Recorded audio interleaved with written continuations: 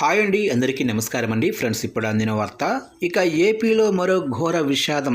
మంటల్లో కాలిపోయిన బస్సు పరిస్థితి చాలా దారుణం అంటూ ఇప్పుడిప్పుడే మనకు ఒక బ్రేకింగ్ న్యూస్ అప్డేట్ అయితే రావడం జరిగిందండి. అయితే ఇందుకు సంబంధించిన పూర్తి వివరాలు అయితే మన వీడియోలో తెలుసుకుందామండి. ఎక్కడ ఏం జరిగింది అనేది క్లారిటీగా తెలుసుకుందామండి. వీడియో పూర్తి వరకు చూడండి ఫ్రెండ్స్, అప్పుడే మనకి పూర్తి సమాచారం అయితే తెలుస్తుంది. ఇక లేట్ చేయకుండా టాపిక్లోకి వెళ్ళిపోదాము.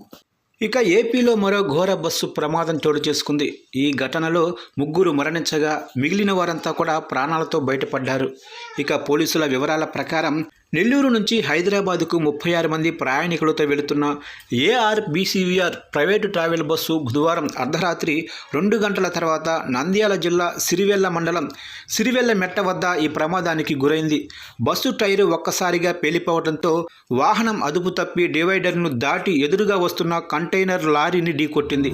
ఈ ప్రమాదంలో బస్సు డ్రైవర్తో పాటు లారీ డ్రైవరు, క్లీనర్ కూడా అక్కడికక్కడే మృతి చెందారు. ఇక ఢీకొన్న వెంటనే బస్సుకు మంటలు అంటుకున్నాయి.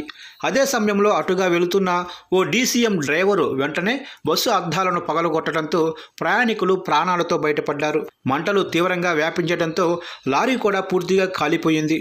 సమాచారం అందుకున్న పోలీసులు వెంటనే సంఘటనా స్థలానికి చేరుకుని సహాయక చర్యలు చేపట్టారు. కిటికీలోంచి దూకేయడంతో 10 మందికి పైగా ప్రయాణికులకు స్వల్ప గాయాలు కాగా వీరిని నంద్యాల ఆసుపత్రికి తరలించి చికిత్స అందిస్తున్నారు.